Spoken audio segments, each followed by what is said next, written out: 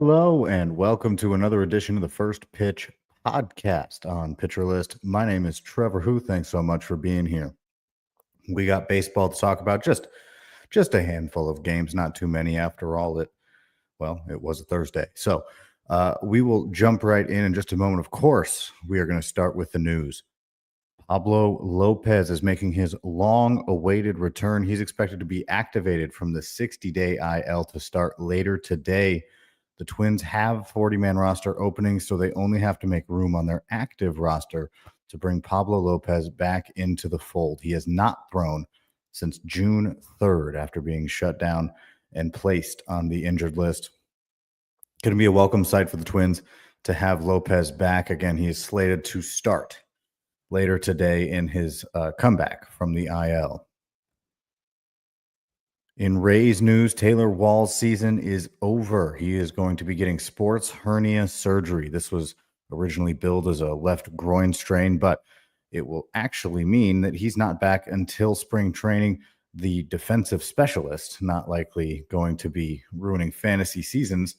But if you're in a deeper league, I mean, he's been rostered in my 30-team league, so definitely worth mentioning that his season is unfortunately over.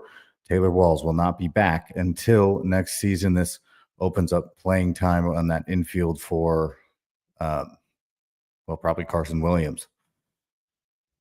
The Dodgers have selected Ben Rotvert. He will join their roster to make room. Alex Freeland has been optioned to AAA, and Alexis Diaz has been DFA'd. Freeland struggled through his near 100 plate appearances. He got a chance this year while their infield was a little bit banged up. Now that they're a little bit more healthy, they've decided that he's going to go down to AAA. Doesn't mean Freeland isn't a part of the bigger term picture, but for now, he will be off of the big league roster. And this move also adds a third catcher technically. Will Smith is banged up, not quite playing. So this adds a backup option for Dalton Rushing in the meantime. We'll see how long Roadford, that is, will be on the roster. Seth Lugo has been placed on the 15-day IL with a lower back strain. Stephen Kolek is joining the Royals. Lugo was supposed to start yesterday, did not. Noah Cameron did in his place. And now Lugo finds himself on the 15-day IL. Atlanta's made a few moves. Cal Quantrill has been released by the organization. Luke Williams has been DFA'd. The mirroring roster moves for this, Jurickson Profar is back from the paternity list, and Daysbel Hernandez has been recalled from AAA. So getting Jurickson Profar back in the lineup and Cal Quantrill has been released are the two bigger, more notable parts of those transactions. Jordan Hicks heads to the IL for the Red Sox. Chris Murphy has been called up. Now Hicks has an 8.02 ERA with the Red Sox. Still, that may be his best stat of his outings there. He's been used in leverage setup situations, not very successfully, it seems. A lot of walks, giving up a lot of runs, a lot of hits. I mean, it's been that story so far this season. Of course, Hicks, one of the big parts of the Rafael Devers return for the Red Sox, and they've been trying it. The flamethrower just has not been putting up the numbers that they would like. So he heads to the IL now, and they will have to figure out who they're going to use in those setup roles. And the last piece of news, the Mets to promote Brandon Sproat to pitch this weekend. This is the third of the three-headed trio that was expected to see MLB time before the end of the year. We've already seen Nolan McLean, we've seen Jonah Tong, and now we are slated to see Brandon Sproat. I had thought that maybe after Tong and McLean, Sproat may get a bullpen role. That is not the case. They are going to see what he can do as a starting pitcher. That's very exciting. These are three of their best pitching prospects, and they are going to be on display during this stretch run as we draw closer to the end of the regular season. Jumping into some highlights from yesterday's games. Jordan Alvarez collected 4 hits, including a bomb. He's on a modest 5-game hit streak now, over which he is 13 for 21. He has 13 hits and 21 at-bats with a home run. So he's been on quite the heater as of late. And, of course, Astros love having him back in the lineup. Has not been that long. It's kind of been a lost season with injury for Jordan Alvarez. Luis Rengifo hit a double and a home run in yesterday's game. It was his 8th homer of the year, 15th double. And over his last 30 games, Rengifo is hitting 274, 4 homers, 5 steals. Moving on, the Royals, they were able to eke out a 4-3 victory over the Angels, and they did so on the strength of 4 solo home runs. One of them was by Adam Frazier, who hit his 6th on the year. Vinny Pasquantino hit his 29th. Salvador Perez hit his 24th, and Bobby Witt Jr. hit his 21st. So cast of regular characters there in Pasquantino, Perez, and Witt. But thank goodness for their home runs. Otherwise, that would have been a different outcome. Again, 4-3, very slim margin of victory over the Angels. Kyle Manzardo is on somewhat of a heater, his version of a heater, not a whole lot of average, hitting 250 over his last 7 games. He added his 25th home run of the season in yesterday's games. And during that last 7 that I mentioned, he is hitting 250. He's got 4 home runs in 7 games. And I had mentioned this on one of the podcasts last weekend, but Manzardo's kind of like your Spencer Torkelson light. He has just a few less home runs, and his average is a little bit lower, but they're basically the same player. You're just getting a bit, like a tad more production from Spencer Torkelson. And to me, that is a relevant comparison when you're looking more towards the next year, when you're looking at the price you're going to have to pay for Torkelson versus what you might have to pay for Manzardo in drafts. That is just kind of something to keep in the back of your head, that you're getting something very similar from Manzardo, if not close enough to warrant maybe skipping over Torkelson, picking up Manzardo later in a draft next year. Dalton Rushing for the Dodgers, he struck out twice, collected a double, though, in yesterday's games, going 1 for 3. He's not looked great during his big league time. He's hitting 193, but that's coming without regular playing time. So depending on how long this Will Smith hand issue is going to last, he's not going on the IL. This is just a hand injury, and all the news reports look pretty good. But if he's out for a few days, we may get to see Dalton Rushing with a few days of regular playing time. That could be huge, especially when you're looking at what it might look like next season. Not ideal for Dalton Rushing to not be getting the regular playing time as we'd want, but it is certainly going to be interesting to see how it plays out the next couple days. Maybe he can show us the reason that he was such a highly touted prospect. He is a good hitter and was a good hitter throughout the minors. It's just hard when you don't get consistent playing time. And speaking of catchers, the young catching tandem for the White Sox, they showed out yesterday. Edgar Caro had 3 hits, including a double, and he's been doing real well lately. I mean, game before he hit his 5th homer of the year, so it seems like that power's starting to come around a little bit finally, a little late in the season, but looks good for next year, assuming the catching tandem stays intact and he still's going to get that time. The other side of the catching tandem, Kyle Teal, also had 3 hits. He hit a double and a home run, and he added a stolen base. So those 2 catchers, they may be splitting time, and that's not great for fantasy purposes, but they are both hitting pretty well, especially right now when the White Sox have the opportunity to catch one, DH the other. It is allowing for some more time for them to develop and see where they're at.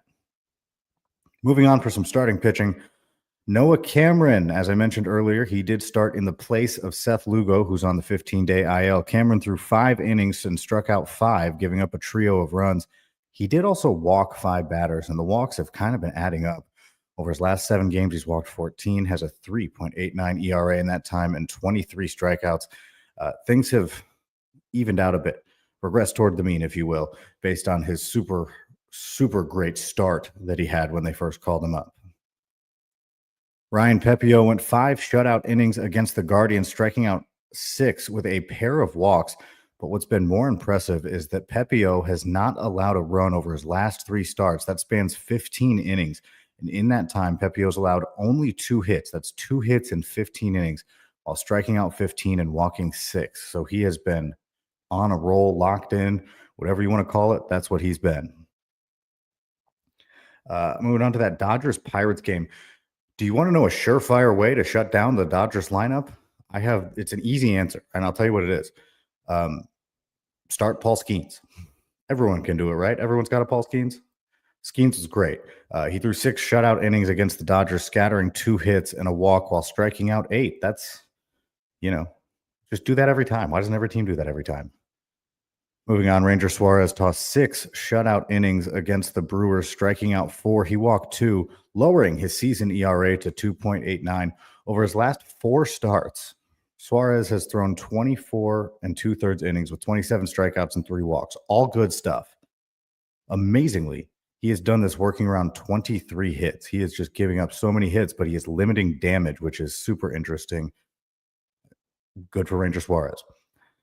And finally, wrapping up our pitching, Freddie Peralta struck out 8 across 5 shutout innings with 3 walks. I mean, this has been all season and kind of a career for this guy. We know Freddie Peralta can do that thing. That thing, of course, being be really good at pitching. So Freddie Peralta, another good outing for him. Once again, striking out 8 across 5 shutout innings. And with that, I'm going to take a quick timeout. When I come back, there's a few pitchers to talk about. But for right now, this is another edition of the First Pitch podcast on Pitcher List. And welcome back to the First Pitch podcast on Pitcher List. My name is Trevor Hooth. Thanks so much for being here. We've talked news. We've talked some highlights, hitting and pitching from yesterday's games. Let's see what we got coming up today. Just somewhat notable, not really that notable. Griffin Jax is slated to make his first start since 2021, his rookie year with the Twins. Now, of course, with the Rays, he is slated to start. Obviously, he's just going to be an opener. He's going to throw an inning or two, and then they will move on to somebody else who will take the bulk of that game. But Griffin Jax is slated to start. He is the probable pitcher for the Rays today. At the time of recording this, the Twins starter is listed as to be determined, but it's supposed to be Pablo Lopez. Pablo Lopez making his return from the 60-day IL. He has not thrown since June 3rd. So they're going to be happy to get him back in that rotation. They've been searching. They made some moves at the deadline for pitching. McAble has not worked out the way they wanted to this year. That's more of a long-term play. Taj Bradley has had 1 good outing in 3. So they're going to be happy to get Pablo Lopez back. And of course, he's one of the best pitchers in the league. So that's always a good thing. He is slated to make his return from the IL later today. Mason Barnett, I've talked about him before as well. And I'll tell you what, his first outing, his debut, did not go very well against the Rangers. Gave up 5 runs, didn't walk anybody. Hey, but he only struck out 1. Not what you want out of him. That was, again, against the Rangers. The bar for improvement's pretty low, but he will be taking on the Angels, and the Angels should be a pretty good matchup for him to rebound, bounce back, have a good outing, whatever you want to call it. He pitched in AAA, had a high ERA, pitching in the PCL. So if you're willing to understand, or if you're willing to give leeway to those PCL stats, that might be something there. But the strikeouts were there. And that leads me to believe with this matchup against the Angels, he might be able to help you in a pinch with maybe some ratios, maybe get some strikeouts against this Angels lineup. It's a risky play. But if you are needing something bad, it may not be the worst option that you have. We'll see how he bounces back again. First matchup, not good. Can't say this is a full send recommendation from me, but it certainly might be something to look into if you're hurting for pitching, as many are at this point because of all the injuries. I know I am on my leagues, so definitely something to consider. Peyton Tolley will be making his second appearance for the Red Sox. He's going to be facing Arizona, and oh my goodness, Peyton Tolley. What more can you say about him that you probably haven't read online already? That fastball is ridiculous. I was doing another podcast earlier today, and my co-host said, if you take 10% off his fastball, it's still one of the best in the league. That's crazy. It is an amazing fastball. He's going to get whiffs. He looks very much the part. He looked the part in his debut. So that should be a good one. Very exciting to see what Tolley can do against that Arizona lineup. And finally, the matchup of the day. This one is not rocket science by any stretch of the imagination, but Logan Gilbert versus Chris Sale. I mean, how do you not want to watch that one? Logan Gilbert is obviously Logan Gilbert. Chris Sale is obviously Chris Sale. We're getting Sale back just very recently from the IL, and Gilbert has been pretty good all year. So that's going to be a fun one to watch. I'm going to make sure I have it on the second that I can because, well, it seems like it's going to be fun. With that, make sure to check out pitcherlist.com. A lot of great stuff coming out there. Of course, we have our top 100 pitchers from Nick, the top 100 hitters from Scott, and the top reliever lists that come from Rick Graham. and of course, all the great written content that is coming out all the time. Be sure to check out that. They're all much smarter than me, I promise. With that, I'll see you guys tomorrow. This has been another edition of the First Pitch Podcast on Pitcher List.